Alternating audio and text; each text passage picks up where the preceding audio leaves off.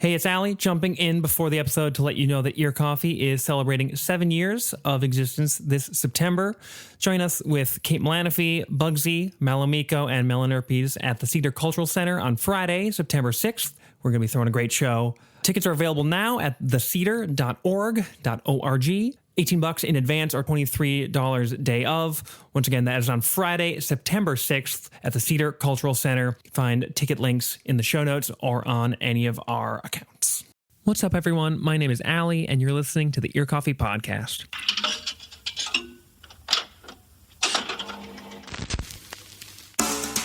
For this week's special episode, I was very lucky to talk with Pam Volfer, a Minneapolis DIY indie pop artist and songwriter known as Kittycraft. Her classic 1998 album, Beats and Breaks from the Flower Patch, is receiving an expanded reissue, so it was the perfect time for an extended chat about samples, space, monuments, Wheel of Fortune, Wayzata, Having Faith in Yourself, and more. Kittycraft's discography has experienced a resurgence of attention in recent years, and it has prompted revisiting from listeners worldwide and from Pam herself. We get into the weeds about the past 20 years of her work across different mediums, especially the music. Without further ado, here's my conversation with Kittycraft on the Ear Coffee Podcast. How are you doing over in... It's a little bit earlier in LA, or in California, than it is here, so hopefully it's a good morning. Hi, thanks for having me. I think early is a relative term. I think it's 11 o'clock by some standards. That's early. By other standards, we should be on our way for the day. Yeah, some people have been up for like 5-6 hours, and I'm envious of those people, but also kind of terrified. Yeah. Cool. I always like, when I interview any kind of artist, finding what kind of the origin of your pursuit into music, and in your case, visual art as well, which we'll talk about a little. So when you were growing up, were you surrounded by music? Was it something that was kind of always in the air or around you? Or was there more of a time when it clicked and kind of connected and you became kind of more acutely aware of it and eventually passionate about it enough to make music for 10 plus years? I think I would say that it kind of formalized maybe when I was 15. I asked for a bass guitar for my birthday. In terms of it being around, I mean, my parents listened to music, a bit. I wouldn't say they were like, hardcore, Yeah. They were kind of your average parent, but I was just kind of a fangirl. And, and I think from being a fangirl and loving bands when I was a teenager, I was like, I could do this. Yeah. And I started with bass, and I'm always really appreciative that I did start with bass, because I feel like it's like the foundation and it's like a gateway drug to music. Yeah, that's a good way to put it, that I think a lot of bassists would empathize with. What were some of those bands that you were fanning over and just kind of dying over? Well, I was living over in Wayzata, and I was a huge Duran Duran fan. Hell yeah. I was so into John Taylor, and when I realized I'm like, I don't have a shot with him, I might as well try to be the bass player. Yeah. The long-term goal is to be the bass player in Duran Duran, which... Well, it was my kickoff. And then, and then I was kind of also, I think the first song I learned on bass guitar was Bela Lugosi's Dead by Bauhaus. So, I'm holding these two things. Yeah. Yeah. As you got more into music, as you started learning the bass and kind of going from there, how did that passion and interest develop alongside your interest in like visual art, sculpting, a lot of the things that you are more focused on now, but has always been a part of your kind of creative and artistic headspace? So how did those two things develop in conjunction as you were still a young person and figuring a lot of these, or starting to figure a lot of these things out? I won't presume that any of us have figured anything out at this point. We're all in motion of figuring things out. We never get to the end. But I mean, in terms of like me, I mean, I was always weird. So like, I mean, it's funny when people ask me like, when did you know you wanted to be an artist? I'm like, I don't think there were any other options for me. I certainly wasn't going Yeah. to be an accountant. Um, Or I think, it occurred to me, like, I remember being really young. And do you remember Highlights magazine? I'm probably yes. dating myself No, here. I do. And in the back, they always had the crafts Yeah. in Highlights magazines. And I remember just being really pissed off because it was like, take a popsicle stick and glue it to a paper plate. And now you've got, A, B, and C. And I'm like, no, I want to sculpt. Yeah. Give me, like, I always wanted to make these epic, like, I was always looking through them, like, oh, can I use something more? So I think the desire to create was, and frustration, if you want to Yeah. look at it. Getting 360. both sides of the full range of the experience. Yeah, yeah. Yeah, like I was thinking like the little mazes or whatever that are on the back of like a cereal box. It's always like the most kind of baby steps kind of stuff. Yeah. And it's like, if you're like literally like 3 or something, I'm sure that's great and all. You're gluing a popsicle stick to a paper plate and drawing a little face on it and calling that kabuki. But you can. We all got to start somewhere. Yeah.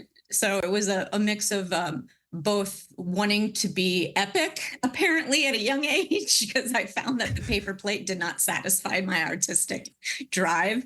And, so I just think from a really young age, I just, I always had that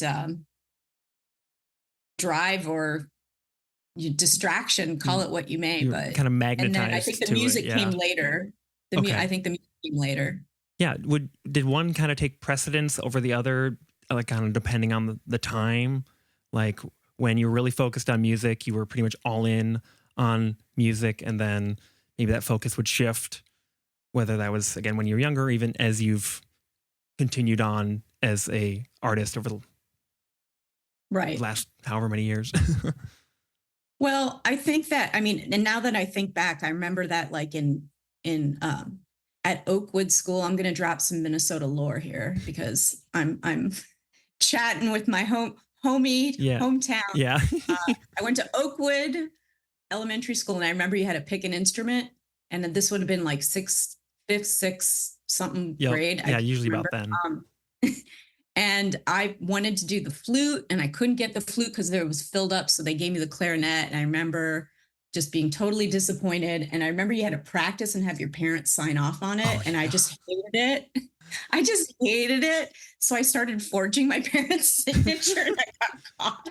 Yeah. So I don't think the music thing was really innate in me. Like I wasn't like, hitting the clarinet like a few times a week. I was like, how do I get out of this? Yeah. So I think it wasn't until like, mid-teens that I found the joy in that. But in terms of like moving forward, I've always said, art and music are my two children and I can never love them at the same time. Yeah. It's always hard to hold them at the same time. So I tend to be all in on one or the other, and I'm trying this time around to hold them both, but I can't say I'm succeeding greatly. But who's measuring that anyways? It's we measure it for ourselves, I suppose, in these cases. My internal Virgo policeman. Going into a little bit further and kind of the first musical experience you had, or at least the first one that has music out there, with Saucer in the early 90s, going all the way back with the local bands. Yeah, just talk a little bit about that project. And was that your first band, like first time you were writing songs and putting them out there? Or what was the kind of, what was swirling around as Saucer began and as you started really getting more proficient, just continuing to write more and more songs leading into Kittycraft? I had been, in and out of bands as a youngster. I think the first band that I would call, excuse me, a band was this band called Hidden Meanings. And I'm trying to think of there was 2 other people in it. And it was like, it kind of had a Joy Division lilt to it. And I remember we played new band night at 7th Street Entry. Oh, cool. And I was like underage. And I remember, let's probably get them in trouble. But I remember I had braces. I have like pictures of it. Mm-hmm. And I remember not smiling or talking because I was playing bass. And I didn't want them to know that I was like underage, even though I looked like I'm 12. Yeah. Whenever they have like kids play like 7th Street or something for like a camp or like a new band night, Yeah. I'm sure they've gotten better about being aware of that now. Like who's all Yeah. I don't who's want all a to out them child? or anything. Let's be aware of that ahead of time. But it's a weird place to be in as a young person, just kind of an overwhelming space, even just from the get go. But not, I wouldn't say in a bad way. At least that was my experience. They've gotten better couches at the very least since Oh, did they? like the 90s. It was really grody down there the first couple times, and I'm sure back in the day. Back in the day. Yeah. So that was like my first kind of like on stage experience. And yeah, it was and then there's always infighting, and then you get kicked out or someone quits. And so after after that, I kind of put together Saucer. I was in art school. I was going to MCAD, Okay. and I wanted to play, and I met this guy, Ted Kirsten, who was the brother of a friend of mine, Karen Kirsten. Karen, if you're listening, we're sorry. My memory is not great, so I apologize to anybody I offend on this conversation. And so I met Ted. He played guitar, and I'm like, "Hey, want to start a band?" And then Howard Hamilton III came in, and Pete Anderson, who was playing with Willie Wisely Trio, came in. And so we had a band, and it was, that went from there. Yeah, that was, since I think there was like the compilation or kind of that was put out, I think after around the time that you left to focus on Katecraft, but I think there was like a cassette rip of Emergency Exits, which I think is there? I certainly found it, and it certainly sounded like your voice. Well, I know there's a 7-inch. We did do a 7-inch. Yeah. Were you able to track that down? I think, there's like people on Discogs and stuff have that floating around, I'm sure. And I think really the recordings were some of the same song titles, but I wasn't getting too into the weeds with the pre Katecraft stuff, even if it's kind of inherently weedy. Yeah. What was kind of drawing you into songwriting around that time, as you were, you put the band together, were getting to play with some bands that people might know, like Babes in Toyland, Milk, and like some other kind of 90s Twin Cities DIY legends, at least to locals. Babes in Toyland are, not to diminish them, obviously. What was that like as a songwriter, as someone who was creating these songs and bringing them to a band, performing them, all the things that come with it? I think that, it was an interesting way that we wrote, because I think like Ted and I were kind of like we would sort of switch off the main sort of generators of song. I don't want to even say songwriters. Yeah. So like, some songs have Ted singing on it, some have me, some have us both. But I think that's kind of where I really cut my teeth, if you will, on kind of songwriting, and I learned a lot, and I feel like I was still kind of figuring out who I am as a musician, and I think that's a journey. I don't think it necessarily is you're right out of the gate. You're just kind of like, you have all these influences, and you're young, and you're like, so it was really fun to play with Saucer. I felt like it was like the first real band that I was in, and so I learned a lot in there. Yeah, I learned a lot. What was, even as you continued to operate as a band and as a songwriter, regardless of the project or what, would you say that there was a specific kind of like Twin Cities influence? Not like whatever you think of when like a certain sound, but just like with kind of the DIY community that has persisted in so many different forms over the decades and decades. No matter, like, whenever there's like young people making bands, it's just like proliferates in some way, shape, and form? I think Minneapolis has always been a pretty, at least back then, I can't speak for now, but a pretty guitar heavy.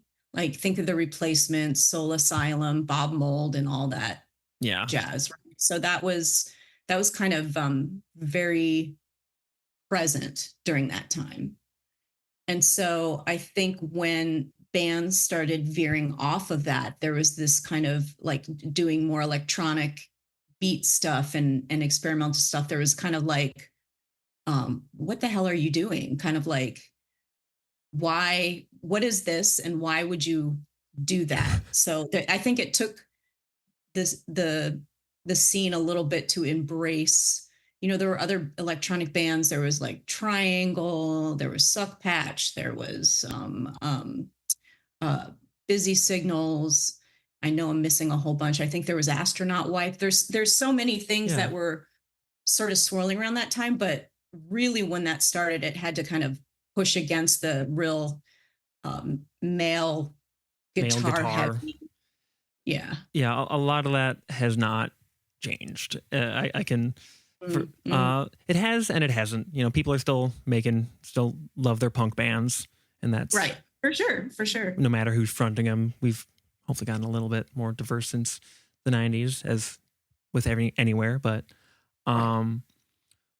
when did Kitty Craft start as a project that, or just even like a glint in your eye or a twinkle, and much more of a solo project? I know there's at least other collaborators that played live, but it's you.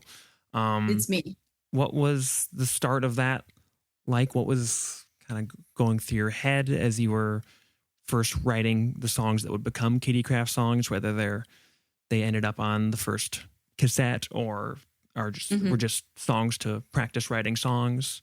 And like, what were some of the musical ideas and influences that were kind of flowing around that time as you kind of found the sound that Kitty Craft would have? Right.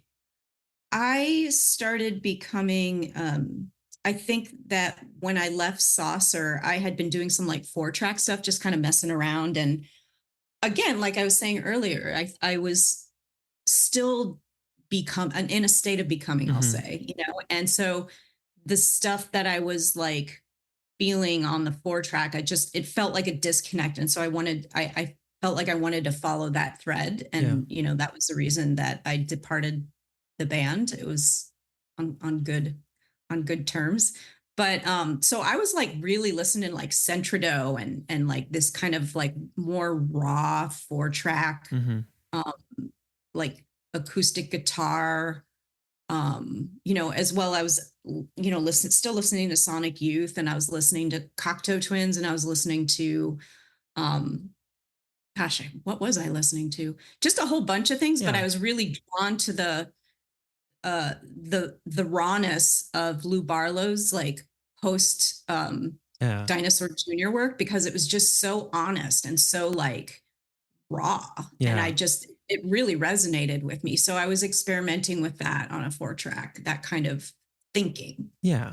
Kind of taking a page from Sebadoh and kind of that. Folk Implosion has even kind of been having a resurgence lately. So maybe I know, it's crazy, right? Rediscovering all this great stuff from back then, whether it was just younger people at least, or hopefully getting stuff in their headphones. What was, as you first, like, as it even moved beyond just kind of 4-track demoing, what resonated about creating solo, from creating alone and with your guitar recorder sampler, versus creating in a band? Like, what were some of the things that stood out? Why did I go that way? Kind of. Maybe not necessarily why, but like what drew you into that? What stood out to that? Because, you know, both will have their ups and their downs, I'm sure. Totally. But just as you moved that direction, what were the things what were the sirens calling to you when it came to just sitting in your bedroom and or wherever and writing songs, making songs just with your recorder? I really leaned into a singer-songwriter kind of state of mind. And I had just got done collaborating for a few years, and you know, what do they say? If you want something done right, do it yourself. Mm. Yeah. But I'm kidding. I joke. So yeah, I think my head was just more into kind of, it was more of a recording thing. Like I didn't even think about playing live. That wasn't, you know, and when I did start to play live, I played with a few different drummers and it was just me on an electric guitar and really stripped back, you know, very different than Saucer. Yeah. No, there's a video from Kaufman Memorial Union, I think from like Yes. Oh my God. late Yes. 90s that just popped up, and it was just like, yeah, it's just you and your guitar, and then I think whoever It was was playing, Danny. it was Danny. Yeah, whoever's playing the drum. Yeah, Danny uploaded it as well. It was like his YouTube channel or something. Yeah, That's yeah, no, Danny is a great drummer. And it's funny in sort of this whole resurgence, I've reached out to Danny again and it's been really lovely oh reconnecting with him. yeah. But that was a thing they used to do at Kaufman Union where the band would pick the movie. Oh, And so the movie that was showed after was The Swimmer. I picked The Swimmer with Burt, what the heck's his Burt name? Lancaster. Yeah, so with Yeah, Burt Lancaster, it was a 60s movie where he like, you know, decides he's going to swim home through people's swimming pool in California and goes through every neighbor's pool. And you can see this sort of like uh, degeneration of his psyche as he gets closer to home. It's just so crazy. I love yeah. that movie. Yeah, I've heard of it but haven't seen it. That's Yeah, highly recommend. a cool pairing, just to kind of Yeah, with so Kitty any Craft was the performance. swimmer. And yeah, Kaufman, bring that back if you're listening. That's cool if you're not still doing it. So before kind of diving into Beats and Breaks, which is the record that's about to be reissued, certainly a lot of folks, including my introduction to your music, like a couple weeks ago, my friend just like sent me the album. Was like, yep, just got like the double LP reissue. I was like, I've seen this, but I haven't listened to it. I'm gonna finally listen to it. Awesome. But yeah, the with the reissue in mind, those first two EPs are finally included. Yeah. And listening to what I could of those, they definitely feel like a bridge between kind of the early or even earlier stuff, as you're talking about just figuring out how to do music, how to make the music in your head, and what Kitty Craft would like the record sound like between Beats and Breaks and Catskills. Mm-hmm. Do you also kind of feel like Beats and Breaks was the first time or the main time when you kind of landed on a solid like kind of sonic world or like elements to play with? Or Mm-hmm. as you were working on this record or starting to work on this record, where Mm-hmm. where were you at creatively and as a generator, to use your term? Mm-hmm.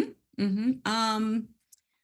I would say it's interesting because I've been going back and listening, you know, and re-releasing unreleased material and just kind of listening to, and I think back in the day, I kind of disavowed all the guitar stuff and felt like it was like a totally different thing and they didn't relate. And I think I'm revisiting that opinion and I can start to see the crossover and I can see that the guitar music isn't so distant necessarily from the loop music that, you know, was in Beats and Breaks. And so, um, I think that at the time I was working with drummers, but I was like starting to do looping and stuff. So I was looping drums and then playing guitar over it. Mm-hmm.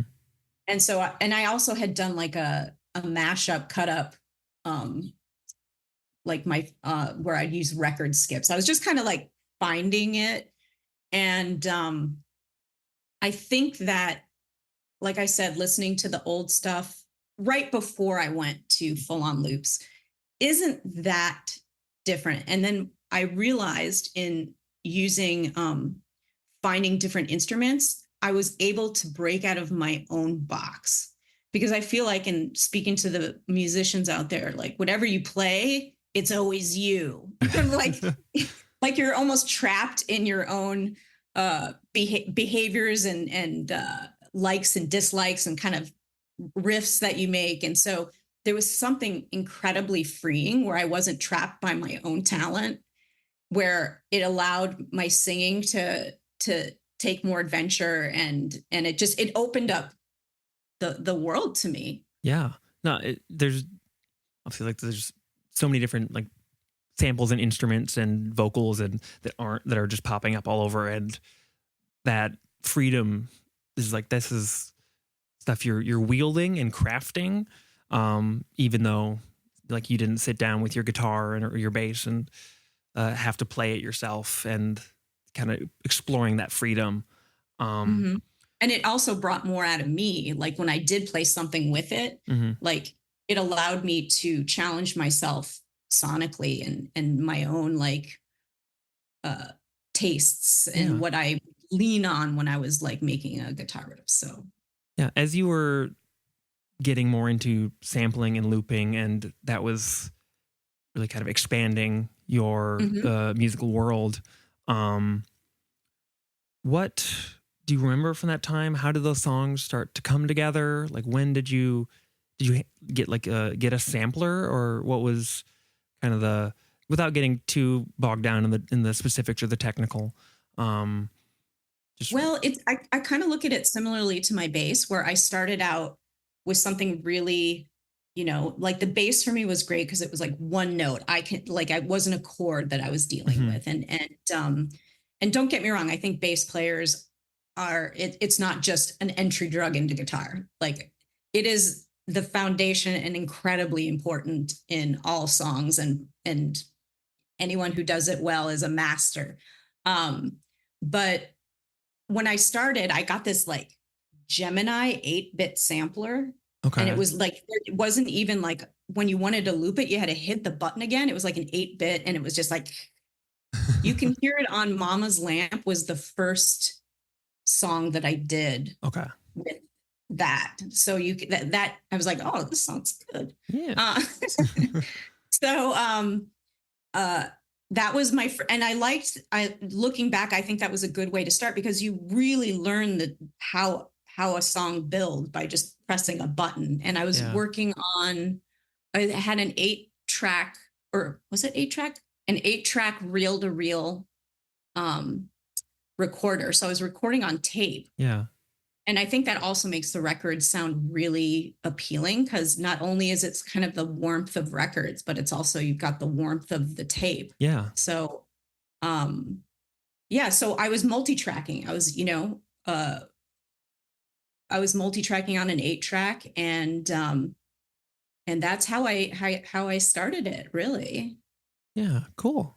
What kind of catches your ear, or your, I guess not eye, since you're not seeing a sample, but when you were kind of hearing things that you might want to sample, still, I think it's important to retain like the mystery of it and the ambiguity. It's like, you don't know where these sounds are coming from, but you're still hearing them interact with all these other sounds and with your vocals and anything else. But what kind of samples did you find yourself gravitating towards, or like what would catch you in like a drum loop, or in like a vocal, or like a flute? Gosh, I have no idea. Kind of a nebulous question, I guess.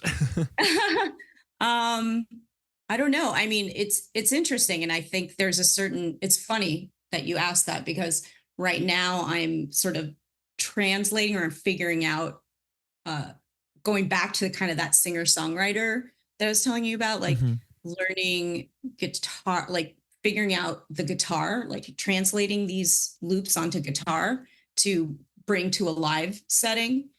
And I'm noticing, I'm like, I did have like a certain kind of like I think it was an A, C, D or something. I'm starting to notice like there was like, oh, okay, I was attracted to that. And so I could hear that through different songs.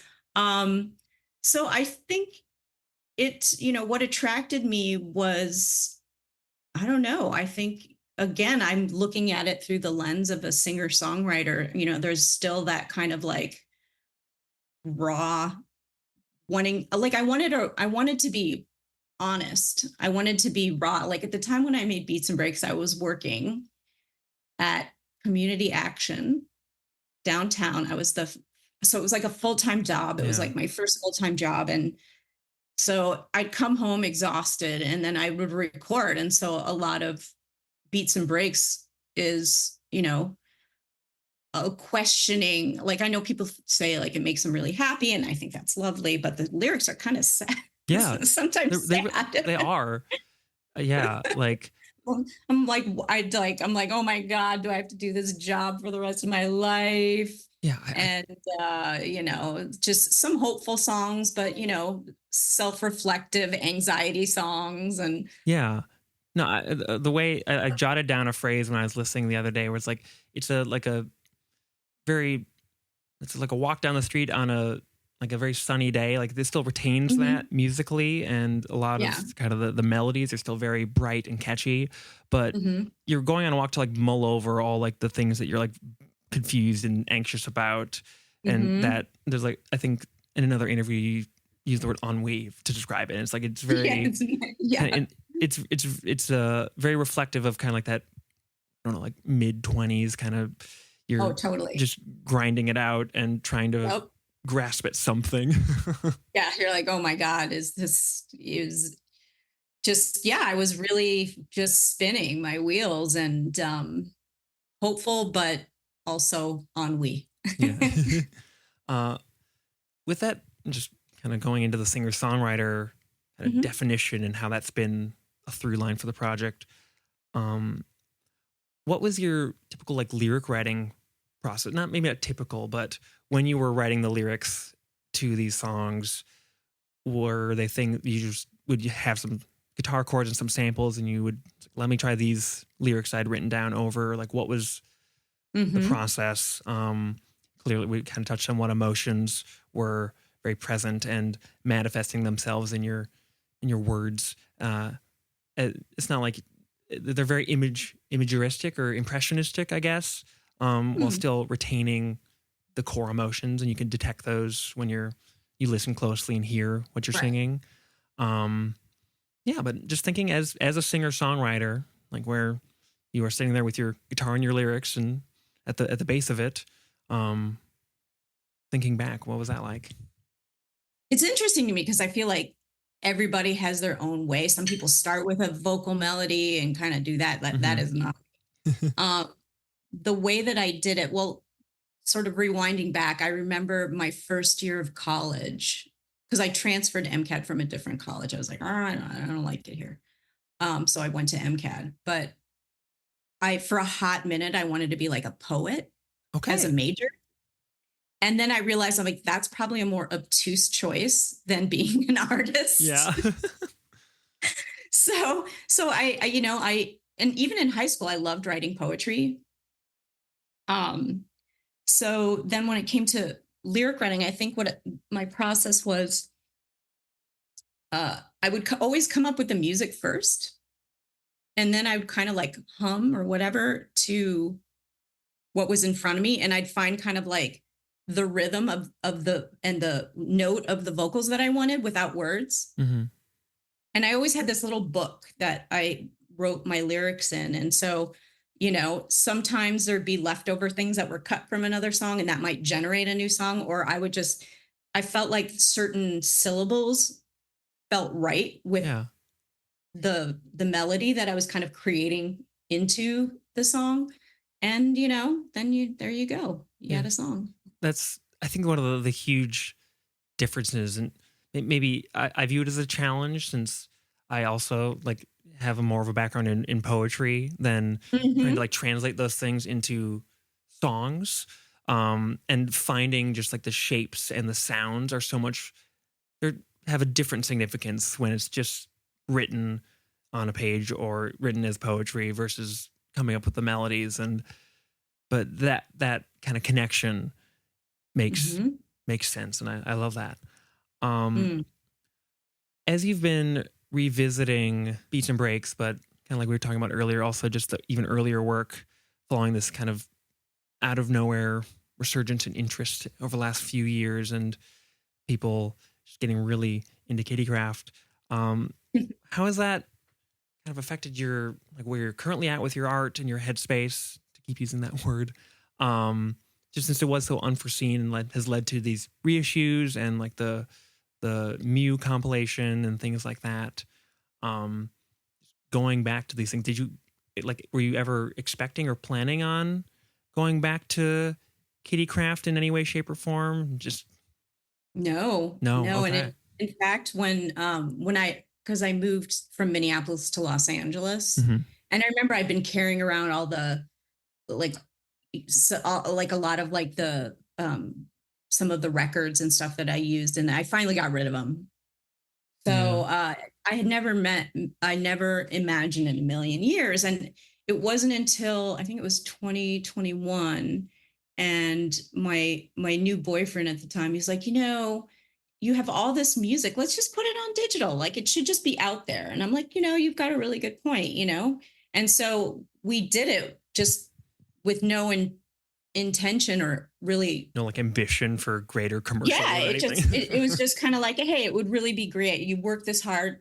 Let's just put it out. And so and then there was a whole record that I had done before I kind of walked away from music. So I had completed a record and never released it. Oh, And that was Lost Tapes. that was Lost Tapes. Okay. That was Lost Tapes. And so, we're kind of like looking it on Spotify and Apple Music, and they're like, oh, it's people are seeming to respond to it. And then we're like, well, why don't we, reissue, let's make some CDs. And Yeah. so it kind of went from there. And I'm A, completely surprised. B, I'm humbled beyond belief. And, C, I'm gobsmacked. So there seems to be a lot of energy here. And it's been really fun for me to re-engage that part of my brain, because it's, been on the back burner for a while. Yeah. So yeah, it's been great. And I feel like the people that reach out to me that like Kittycraft are just such wonderful people and so sincere, and just I get the most lovely notes. I really do. That's and sweet. It's just, yeah, it's really sweet. And Yeah. Yeah, I'm not imagining like you're continuing on as a visual artist, moving and just going about life with this huge chip on your shoulder. Like, when will people discover all this great stuff that I did? That would be that did not seem like the approach. And not making any like musical comparisons or anything, but I've been going through a Beach Boys phase lately. Oh yeah. And I think about how Pet Sounds wasn't available for so long, and so many people just didn't know about it.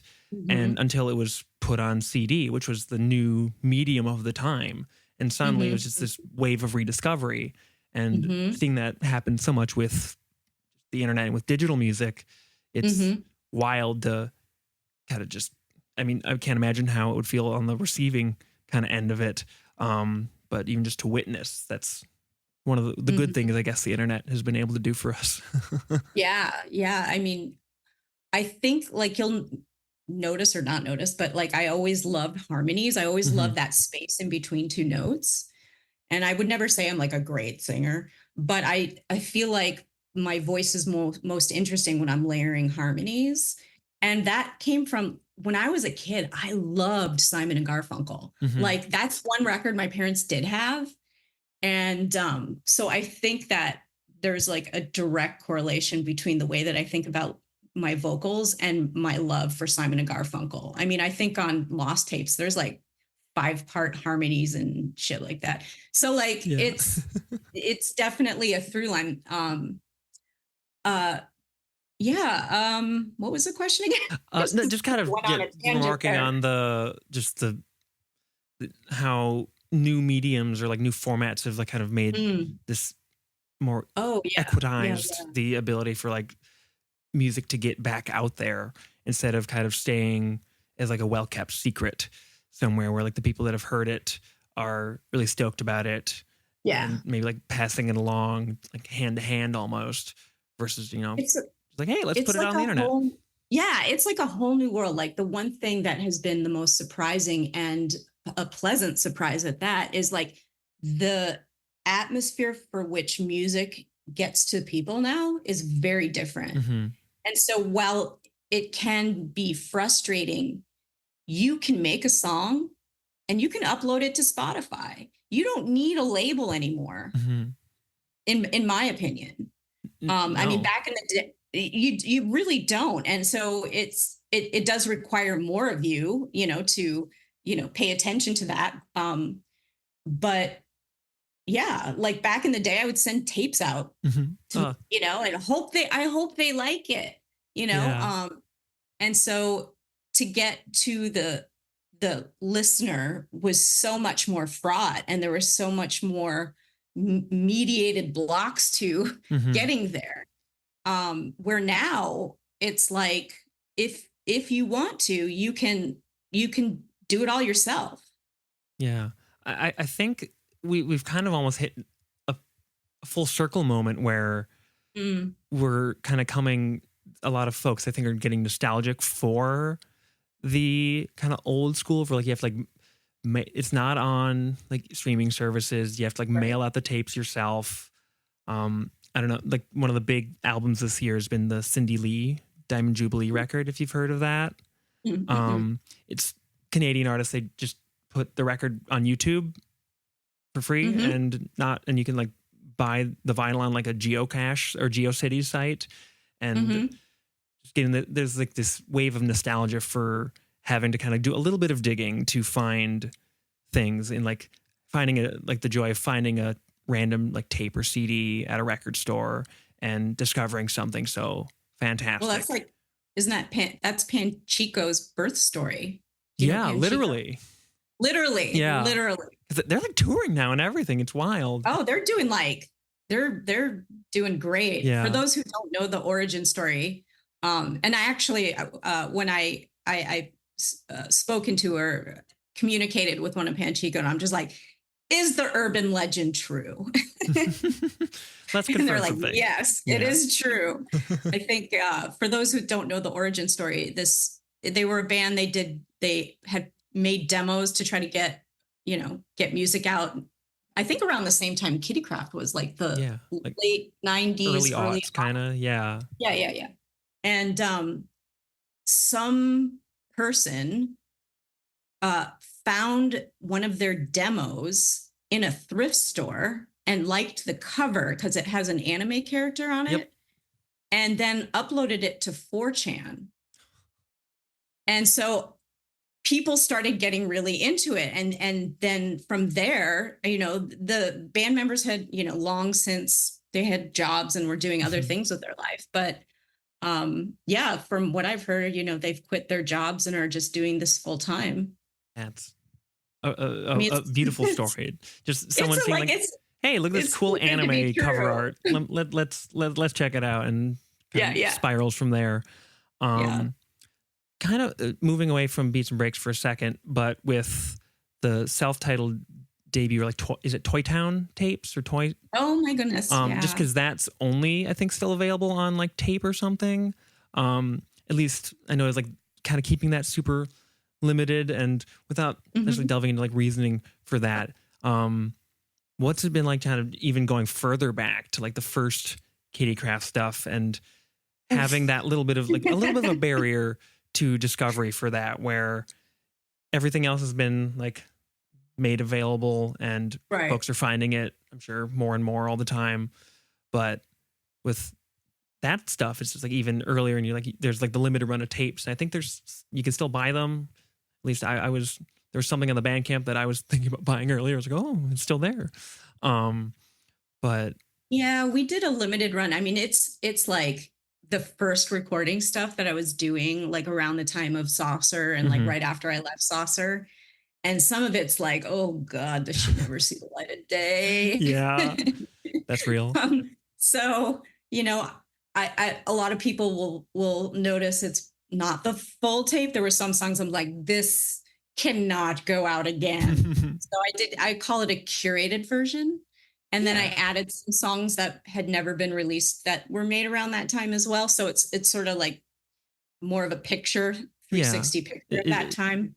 revisited it and made it more palatable, not just for you, and just putting at least some of the stuff forward Hmm. while still leaving some. It's like, you can be objective enough to recognize something that's like, this can stay in the vault. This Yeah. not just missing This the value doesn't, of it, but nobody needs this. nobody needs this. Nobody needs this. And if you So, want I it, mean, stop. yeah, it's a picture of kind of that coming to the singer songwriter. And it's very, I don't know, raw. Mm-hmm. And I mean, there's one song I'm playing drums on a telephone book. I don't even know if they have telephone books anymore. But I was in my room and I was playing on telephone books, and I had a little kid piano. And, Yeah. So yeah, it's just it's a real picture of me leaning into that, kind of finding that honest voice that I was trying to find. Yeah, like a portrait of an artist figuring it out a little bit. Yeah, 100%. Before even getting to, stuff that's even a little bit, maybe from your estimation, fully formed, like the EPs and going forward.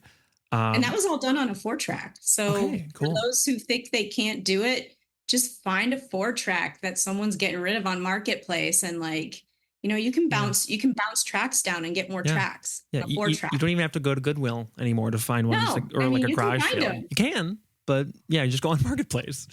Good luck finding tapes, though. No, I'm kidding. Yeah, you might have to shell out a little bit for those. That might be a little more challenging. Yeah.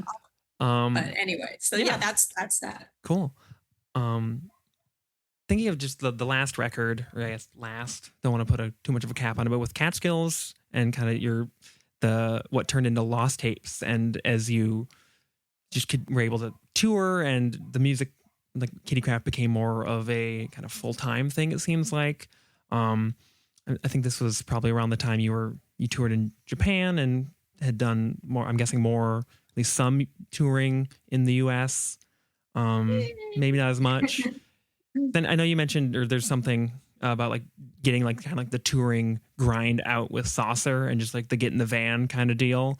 You do that, and you're like, yep, I've done that. I don't know if I want to do that all the time, because you hit the nail on the head there. Yeah. I was like, this is brutal. Yeah, sleeping in the van night after night. You're just like, okay. God, yeah. But yeah, with Catskills and kind of what you were working on, and the music you were working on in the early 2000s, how did that differ from where you're at when you were creating Beats and Breaks and first really diving into those sounds, loops, all the harmonies? But yeah, did it feel like there was a strong difference, or just more like a progression as you just you could just continue to write songs and put in your 10,000 hours kind of just writing songs, producing it, putting everything out there? Well, I think what's interesting is with each record, I used a different music platform. So it's kind of up my game a little bit, technologically. And so the first record was done with a Doctor sample and a Doctor sample and a Gemini sampler. So real kind of raw, understanding the mechanics of putting together and lining up stuff. And then the second one, I don't know why I'm blanking it. Maybe it's trauma, but I seem to have a gap in my memory. Yeah, I relate. Which keyboard I used, but there was an onboard sampler. So it was done. So Catskills was done on a keyboard sampler. Okay. So you'll notice kind of a different feel to it, because it was different. Yeah. And also, hopefully I'm getting better as a songwriter and challenging myself more to take more musical risks. And then I went to computer. So I was using Pro Tools for the final for Lost Tapes. Okay. So I did that all on Pro Tools. Also, I think in there right before I stopped doing music, there was an EP called Hello Kittycraft. Yeah. That was kind of a teaser of what was going to be on Lost Tapes. And so that was done again on Pro Tools. So, upping my game, wanting to, and it felt good to up my game, because I felt like I kind of figured stuff out on the other kind of platform where it was more, I don't want to say easy, but it's more direct, a little bit more streamlined.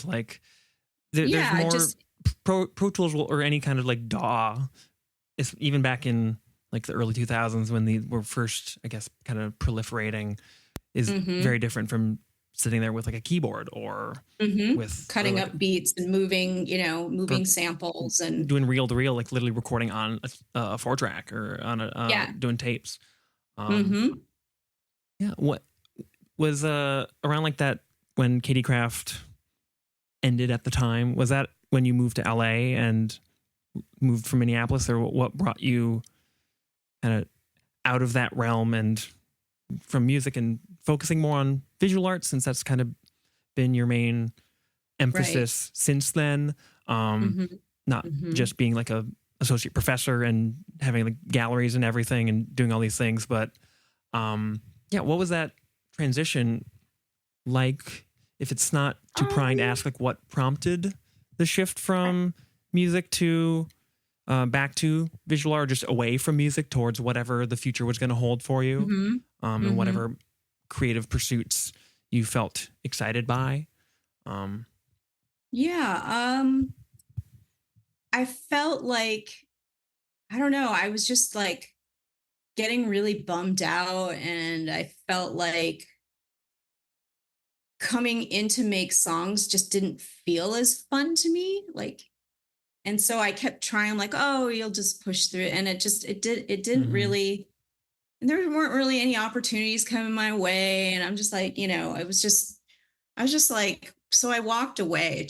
It felt like a good time to walk away for me. And you're right, I did sort of lean into the visual art and go heavy into that. So that's what I focused on after that. And I was, what was I doing around this time?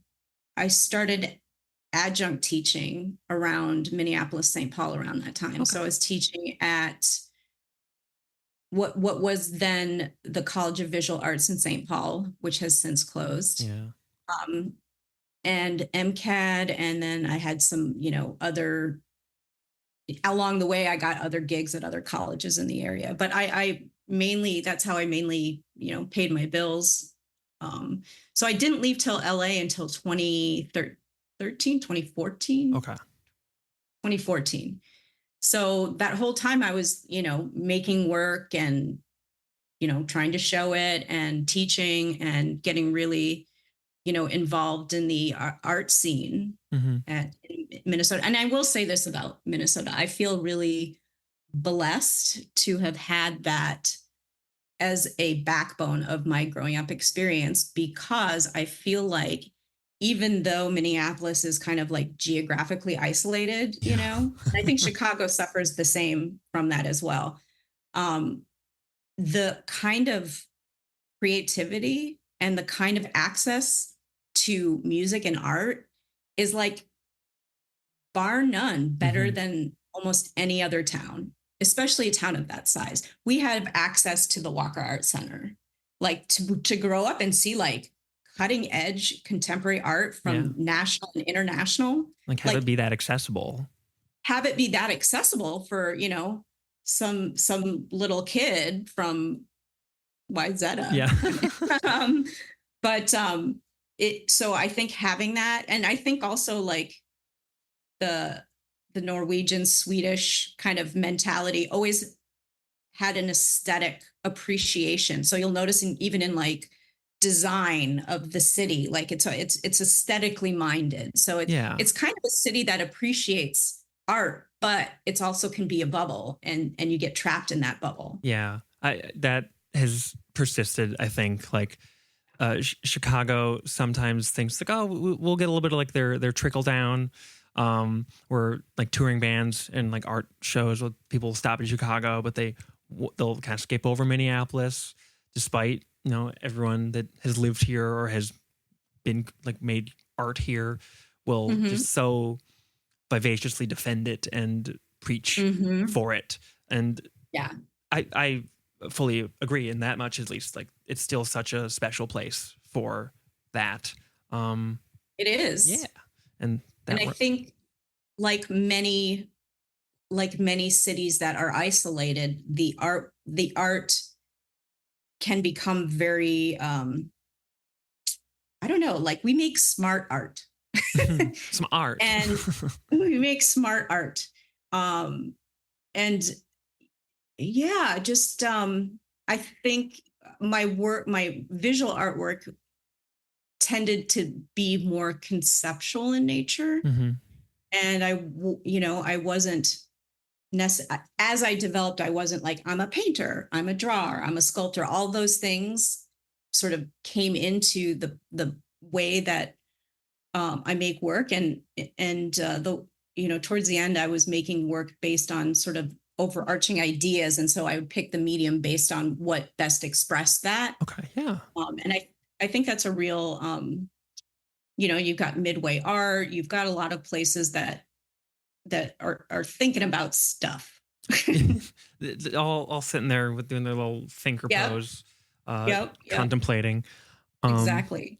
Yeah. And No, even like the commercial galleries, like David Peterson Gallery, he's showing art that is happening, and it's just great access. Great yeah. access. I understand for those listening where it feels like you can't break out of Yeah. where you're at. You're breaking out of the egg, which is doing all this work. Mhm. It's fostering you. You're pretty happy Mhm. inside the egg, but then Mhm. the egg might need to crack at some point. Yeah. It doesn't. That's okay too. Um, so just thinking of how your approach has always been very multidisciplinary, whether it's just kind of exploring different setups or approaches with your music, or kind of matching the format of your visual art to the ideas you're exploring and trying to convey, Mhm. especially in kind of relation to environment and space. And like, I think that's a pull quote from maybe your website or some gallery that has like a little has The some quotes blurb. from you, a little blurb. Yeah. As you've kind of thinking about that in terms of Kittycraft, like just exploring space and music and how those things are kind of in conversation with each Mhm. other. Even think about samples. Like Mhm. that's by sampling pre-existing music, that's already putting it in conversation with everything else you're putting it with, whether that's more samples, your vocals, your lyrics, and just mixing Mhm. it all together. Um, how has that?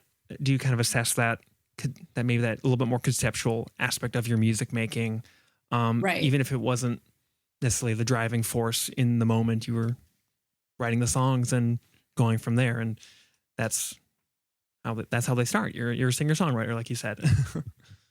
Well, it's interesting because I feel like throughout my life, to a larger or lesser degree at times, I'm I think of myself less as like a generative artist Hmm. musically and visually, and I think of myself as a grand contextualizer. Like I Okay. like taking things already existing in the world and like rejuxtaposing. Yeah. And like I'm the DJ. I'm just taking things already existing. And same with my visual art. Like I did a whole series of drawings back when I lived in Minnesota of like these sort of like fantastical landscapes that were both real and imagined. So Hmm. like I would work from movie and TV sources, and I would draw landscapes from like iconic places. Like I Yeah. had a drawing that had like Tatooine with Luke Skywalker's little domicile, and Yeah. then Yeah. back I The pulled Twin something. Suns. Yeah. And in the back there was like something from Planet of the Apes, and in the front I was actually in Ireland at the time. I had the opportunity to bring a group of MCAD students to Ireland, to Cool. the Burn, and so I lived out there for a semester with them, which was like amazing experience. But it Yeah. had this like unworldly landscape of like, it looked like the moon, and it just was so Yeah. surreal. So I would snap pictures and sort of put them together to make this new a hybrid landscape, and sort of thinking about memory and space, and like, because the one thing that really struck me when I was in Ireland is it kept reminding me of movies. Hmm. I'm like, oh my gosh, it reminds me of that scene from ABC. Yeah. And I'm like, so Like. then the idea of like a lived experience Hmm. and an unlived experience, and how you hold those two, and what is real and what Yeah. isn't real. You're juxtaposing with like this kind of like discovered nostalgia almost. Like you didn't expect this certain thing that you're seeing to be reminiscent of this totally fictional or altered thing, and just seeing what comes out of bringing those things together. Um, I think one of the more recent pieces that you did was the piece in Berlin, and it's like a monument to a monument, I think was, if it was just in the title, that almost kind of makes me think of samples too. So it just kind of like really contextualizes that approach and that kind of the ideas of like building a monument to a monument, or in monument. A fallen. Yes, in this case, it's deeply political and has all this very specific context. But being able to explore these same ideas in all these different contexts, whether it's again coming up with like drum loops and vocals, or something so so deeply political like that specific work. How have you kind of wanted to or been able to manifest some of those political, or more, I guess, you're kind of more the ideas like kind of prod at these conceptions, these things that feel very like stuck or are pushing back against progress or just oppression, to put as broad of a word on it. How do you tend to kind of be drawn to that or approach that with your art? Maybe mostly thinking of the visual art, but I think there's a lyric on like Catskills, something like the revolution will be broadcast or something. Oh yeah, a priori. That was around the time of like it turning to 2000. Everyone's like, "Oh, we're all gonna die. We're all gonna melt. Can't do 00, and it's gonna go back to 1900." And oh boy, like a Fight Club moment where all your credit cards are gonna blow up, and so there was a little anxiety around there, which paled in comparison to today's anxiety. But as I mentioned, my artwork is getting more idea based, and in particular, more political in nature. And so that project was based on I was at a 1 month, I don't know what you call it, a residency, a workshop, in 2018, where I lived for a month in Berlin, and there was a bunch of artists, SOSFI, and it's like all these political artists kind of come together, and you're just like, oh my God, this is so great. And other artists would kind of come in and talk about their work. And it was through that I met the artist Olu Ogwebi. And he's an African artist, lives in the States. He was in this, and he did a presentation about his work, but focusing on, he did a monument. He built a monument for Documenta, I want to say 15. So it wasn't the last one, but it was the one before. I think Documenta is every 5 years. Yeah. And so it was a monument that he had built through Documenta, but it was in the city square. And it was a large black obelisk that was very simple, but on each side it had like a Bible quote, which just said, "I was a stranger and you took me in 4 different languages that reflected the ethnic communities that lived in that town. So it was Turkish, Arabic, English, and German.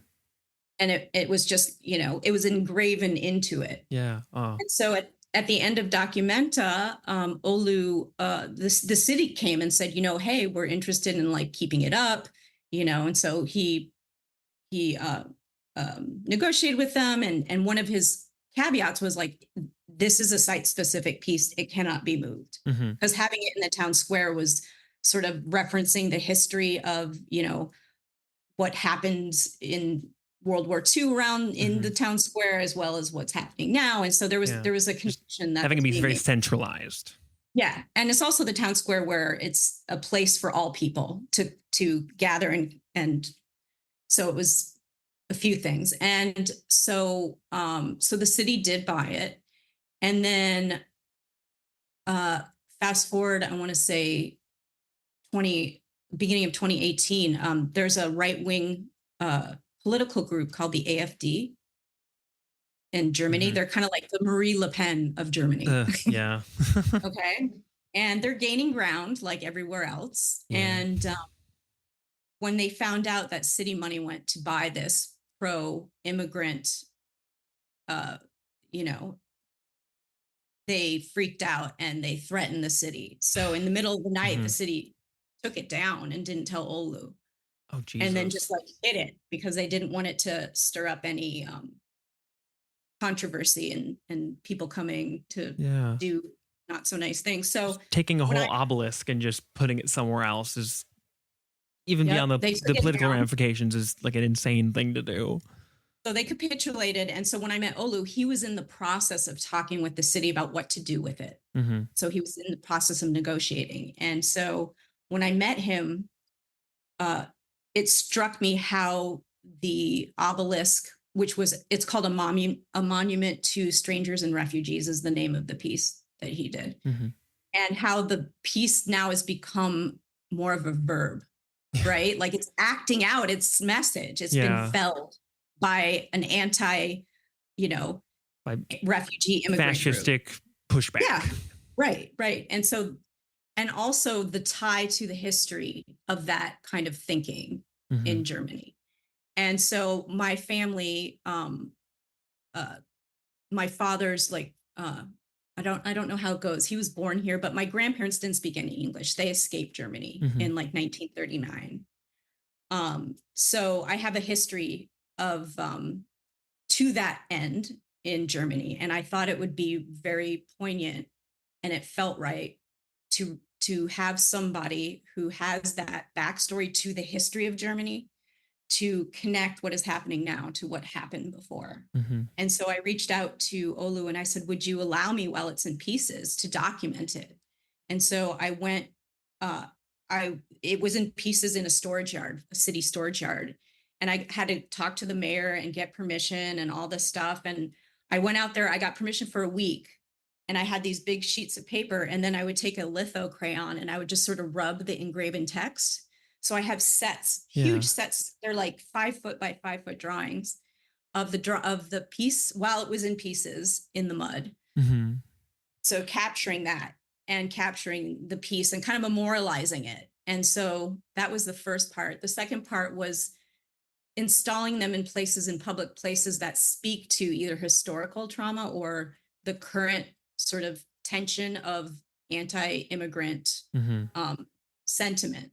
So I've installed them throughout Germany in different places that are in my hope to connect them. Yeah. And you do what we can to push back against this oppression and comment. Maybe not comment on it, but be present within I it. always look at the work as almost like a warning, like, hey guys, didn't work out so good last time. Let me, just trying to that history isn't this thing that is safely couched behind us, and trying to really activate that and draw attention to it, maybe to shock or to warn people. Knock us out of complacency. Yeah, knock us out of complacency. Thank you. Very well said. And also just sort of a fun backstory about it. When I came to LA, I was kind of like, spinning, and I didn't have a studio space, and I was like, my art was kind of changing, and I was like kind of lost. So I'm like, I decided I wanted to I was going to go on game shows as my new studio. So I went on Wheel of Fortune as kind of a performance. Okay. And so I was hoping that they used like green screen, because for those that watch Wheel of Fortune, they'll have like the trees and stuff behind, like these sort of bucolic Americana or European sort of idealized like, spaces. oh, we got a palm tree. Look, you're at the beach, but you're really in a studio. Yeah. And so like I got a green screen tattoo on my arm, and so I hope that when I spun the wheel, that that background would pierce through my arm, kind of like. Oh, that's fascinating. Did it work out like that, or did they have fake trees? It sort of worked. So I knew going in it was either going to be like, hopefully be a live thing and it would happen on live TV, or it was going to be a post edit thing and it'd be like something that I'd have to do for a video piece. And so they don't use green screen, so it didn't work, but it did become the basis of one of my LA shows but what was weird, here's what's weird and how it relates to what we just talked about, is I accidentally won $11,000. Oh my God. And so I hung on to that money for a few years until I said, this money is going to be for an art project. Yeah. I haven't conceived of what that is yet. So when the whole obelisk thing came around, I funded the project through my Wheel of Fortune winnings, which I feel really great about because it's such a conservative show. It just gives me Yeah. such pleasure. Yeah. No, that's fantastic. Oh my God. Yeah. But in terms of like the visual art and my music, I'm still in a state of figuring that out. I don't really know how the two overlap. And I think for Yeah. me that's my greatest place to um evolve to. Mm-hmm. And I think it's difficult for me with kittycraft now in that, as an artist, I'm really suspect of hierarchies and like Mm-hmm. questioning hierarchies. And I feel like there's an innate hierarchy of like musician, fan. And, Yeah. that Everything's really, built on the back of that kind of right. that And I'm just power like, dynamic. right, exactly. I'm questioning power dynamics. And so, when people approach me, I try to be on equal footing with people. I don't like to think of me and them. So like, Mm-hmm. I write them notes and like appreciative notes and and try to break that Yeah. down because that is something that is very I'm keenly aware of and I have to reckon with that. Yeah. That's always been a dynamic with music, especially pop music. But I feel like in like bringing back to like the kind of democratization of the internet in allowing Mhm. access to a lot of things and being able to put things out there for people to find and how that can be such a boon.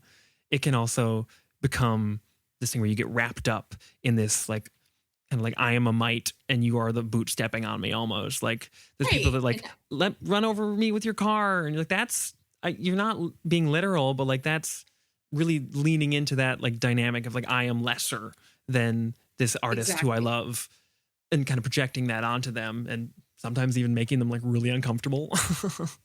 Right. Right. And in truth, I always felt a bit uncomfortable with it, even on the first time round. Mm-hmm. Um, I'm just like, it's just me. Yeah.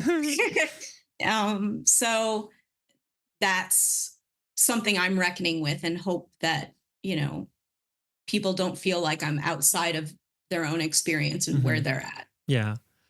Kind of intersecting those things, like with just having your art and be around the world and these experiences in Berlin, having moved from Minneapolis to LA.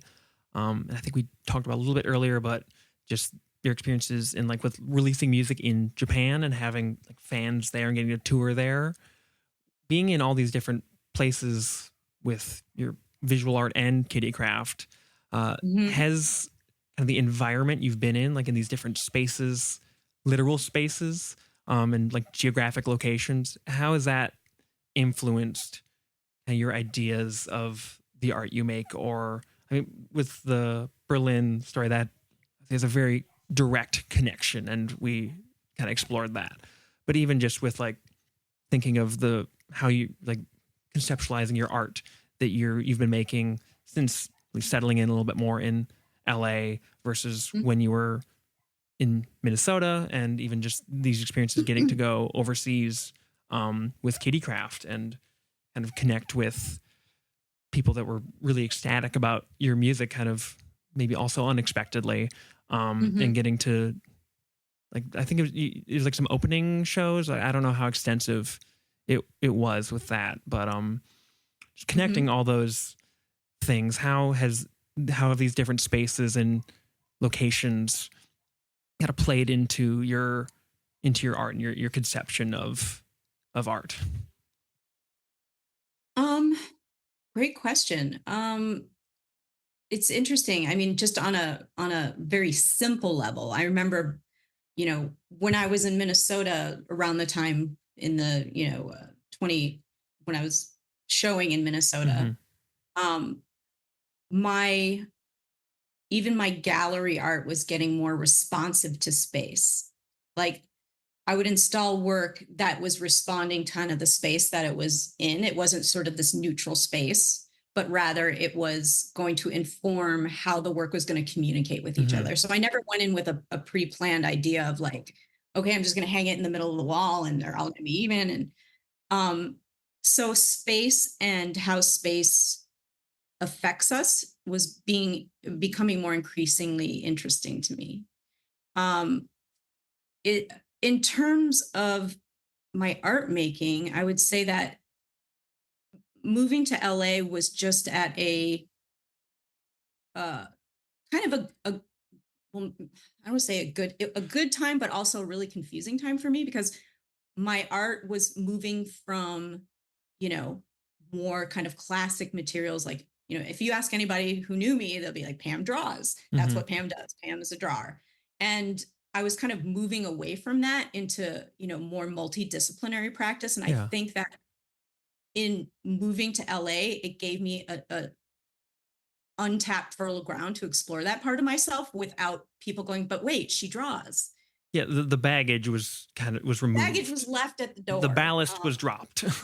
Exactly. And I'm not saying that was an easy process. It was very, everybody who moves here freaks out for a bit. But it allowed me the space to be a wackadoo and try things that perhaps I would feel more judged for, or, just would be such a leap. So in that, I think that living in LA, it's allowed me freedom and to reinvent myself in that way. I think in a way people move to LA just because it's like a place where people can kind of just be themselves. And they can go to be themselves, to reinvent themselves, like you said. Yeah. And for a wonderful, which is amazing. And there's a lot of like tolerance to that. But at the same time, it's not like Minnesota when your neighbor's playing loud music and you're like, needs to shut up. Here you can't say boo because they didn't say boo when you were your freak flag. Yeah. So there's no, that's funny that you mentioned that. Literally last night there was a huge thunderstorm, but people were just like having like a party across the street and they just were like blasting their music. Oh yeah. They do this like usually like every Sunday morning, and I kind of love it as a little tradition. But like when it was in the middle of the night, it's like guys, I don't want to say anything. You're just having your fun. It's storming out. Like I don't want to. Yeah. So that was a learning curve for me. I'm like, you just kind of everybody's doing their thing. Yeah. And for all the great things that says and all the most irritating things that. And I think that also is like speaks to a very Minnesotan mindset, right? Just like you can't really get rid of that, even if you no matter where you move to. I don't want to be the bad neighbor. I still want to be polite. I know. Because they didn't say anything to me, so I don't want to start things. Yeah. Kind of a broader question I like to kind of wrap up things with, and I like to ask everybody that I talk to is, what is something that you have either maybe always kind of instinctually loved or have grown to love about your own art, about your creative process, no matter what the medium, whether musical, sculpted, painting or drawing, something completely different. What's something that has always kind of like stood out to you and that you've can kind of treasure and hold close as like I really appreciate that I can bring this to my art, or I've been able to bring this to my art, even if it's something a little bit more intangible. So like I'm a good bass player, like but something a little bit more, I guess, broad than that, if that makes sense. Yeah. I think the thing that I have learned about myself and that I hold close is the idea of risk. Okay. And that, throughout the years, there, early on, I was risk averse, as we all are. Yeah. If I feel uncomfortable with this, is it right? Or not trusting that you can handle it. And I think in doing everything that I've done with each thing, I've learned I can figure it out. You know, Mhm. I don't know about wheat paste. I don't know about, whatever is Mhm. sort of the thing of the moment that I need to figure out. I don't back away from that, but I lean in Yeah. because I trust that I can figure it out. So I think the Yeah. trust in myself Yeah. has been a key thing that I hold dear. And for everything that I approach, I'm I don't say I can't do it. I say, okay, I need to figure this out. Yeah. And I think that's, a great, I think a lot of us are always trying to push away from that, the unknown, either Mhm. consciously or subconsciously. And I think the unknown will always exist, right? The unknown Exactly. will always exist. And if you can get comfortable being in that space, the world is yours. Yeah, it'll there are the parts that were unknown will start to be known, You'll and figure it out. you'll You'll figure figure out it it, out. and even things that can't really be like figured out in the most like we have a formula for it or anything like these things that are so ambient and personal, you'll Yeah. figure them out for yourself. And I'm doing stuff now. I have no idea what I'm doing, but I yeah, know I'll figure it out. hmm, yeah, And you will too. And you will too. yeah, And I think that that's probably the greatest aha moment I've had. And I think that's something that really allows me to take on things that, seem pretty crazy at the outset. yeah. No, that's a very beautifully put, and I think Mm. kind of captures a lot of what you've talked about. Whether it's like even just something like changing the like going from sampler to keyboard to Pro Tools, or going from drawing to sculpting to wheat paste or anything else. Just Mhm. we don't need to place these kind of fearful limitations on ourselves. Mm. If there's a desire to do it, you can find a way to do it.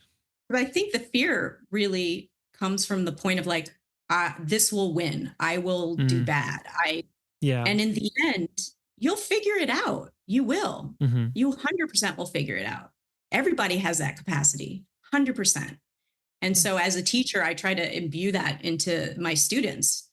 And I think even more so now, students are afraid of making a mistake and it's you will figure it out. Don't Hmm. limit yourself. Yeah. Just emboldening their and our everybody's ability to have faith in yourself. Yes, Um, if that's it. That's all it is. It's not like I'm better than anybody in any area. mhm. I have some experience now. I'm a little older. And I know that when I hit those things, I still get nervous. I still freak out, but I trust and I lean in. Yeah. Cool. Uh, Last question.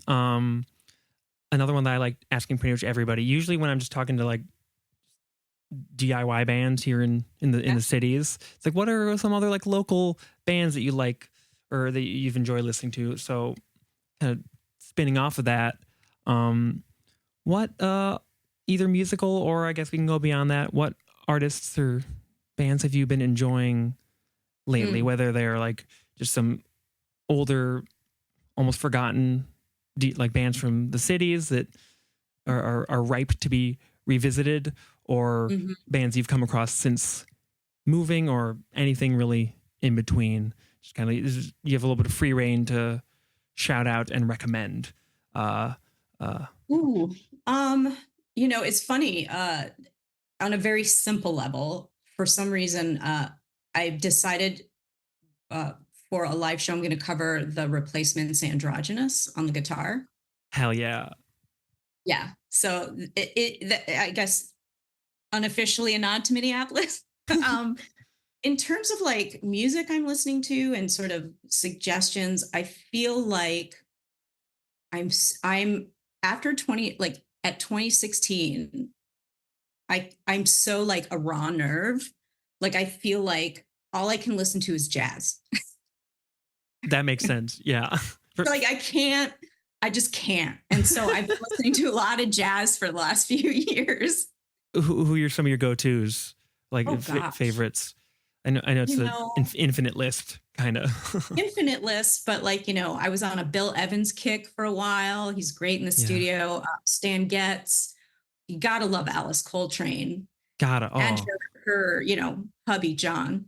Uh, This yeah, unknown guy that happened to be unknown married to guy, John. Alice Coltrane. For those who haven't heard her, she does jazz harp to kind of the John Coltrane kind of came up with a system of making music, kind of almost like a not mythological, like a, a it's kind of witchy, a little occulty. Yeah. Yeah. And so she leaned into that and even worked with some of his players. So she does jazz harp and mm-hmm. go find Journey to Satchidananda. Yeah. Yeah. Oh, I always, it doesn't really roll off the tongue, but what an incredible spiritual album. Pharaoh Sanders is all over that. Yeah. Pharaoh Sanders. And she was into transcendental meditation at the time. So it's just really, really great. Have you listened to her? I think it's like her album from like the 80s. It was like all like synths, but they lost the tapes. But it was like brought. They were able to find some of it where it's like and kind of like reconstructed. It's like came out like 3 or 4 years ago. Oh, wow, no. It's like I think Turiya Sings is the reissue. Look for it. Yeah, it's different from kind of her peak stuff from like the 70s and the harp stuff, which I will reemphasize is so worth spending time with. So, to be honest, in full transparency, I'm not up on what's happening. No. I'm just lost in a very cozy cocoon of jazz. There's no preconceived like right or wrong answer. If like it has to be this new band that it's go back and listen to some like the greatest music ever made, and you'll probably find new. Just even going through like the Wikipedia credits for all these different records, you'll find so much, and you can just listen to only that and still be listening like all the time for years and not have found everything that you'll love. Well, listen to jazz is our takeaway. Listen to jazz. Good for your soul. Yeah. Cool. So just to kind of wrap up, I want to encourage everyone to listen to Beats and Breaks if they haven't yet. Listen to Catskills. Check out all the other music that has been blessedly made available over the last few years, and we can share in it, especially with the reissue coming out and hearing those early EPs and I think like the bonus tracks have been out for a little bit. But those will also be on there, obviously. So that's August 8th, I believe, or August 9th. Hopefully. Stay tuned. Yeah. Yes. What are the best ways for... In and around. It's pre-sale, right? Yeah. You just wait and see, but it's coming. You can pre-order. Pre-order now if you still can. Otherwise, just regular order, I guess. Where are the places that people can stay up to date with not just future Kittycraft stuff, but just what you are working on as an artist and like to kind of share in that and your ongoing pursuits, whatever they may entail? Well, I'd say in terms of Kittycraft, the most active, make sure I'm going to look at my phone here just to make sure I don't muff up the name of the Instagram account. I'm probably most active right now on the Kittycraft account on Instagram, which is Kittycraft, one word, C craft, not like the cheese K, Kittycraft with an _ band. And I regularly kind of update our Instagram and have fun with it. It's kind of a fun place. My personal art, you can see I have a website. Just type in my name and tons of stuff will come up. Yeah. And there's also, I have a personal Instagram that's, been woefully unattended for a while because I've been focusing on music. And who needs to make time for Instagram and like things like that? Like that's, well, we do, and it's a little silly that we do, but it's okay. The way I connect to people who, have like minds. Yeah, exactly. Cool. Well, thank you so much, Pam. I really appreciated your conversation, your insight. I'm super excited for the reissue and for hopefully even more folks to find Kittycraft and your work and get to have it kind of blow their minds. And thank you. And thank you again for inviting me. This was super lovely. I talked about stuff I wasn't even planning on talking about. And it just feels really, there's a special place in my heart for Minnesota, obviously. And so it was with great pleasure, to reconnect to that. So thank you for that. Of course. Shout out Wyzetta one time, one finer time. Oh, Lord have mercy. A soft one. You have been listening to the Ear Coffee Podcast. If you like what you heard, please rate, review, and share so we can stand out against the sea of other music podcasts. You can find information and other important links, including tickets for our upcoming birthday show, in the show notes of this episode. If you would like to support us, please consider subscribing on Patreon for early access to live sessions and other bonus content. You can also subscribe to our Substack for a regular newsletter with reviews, ramblings, and anything else we have to say. Thank you for listening, and we'll see you next time.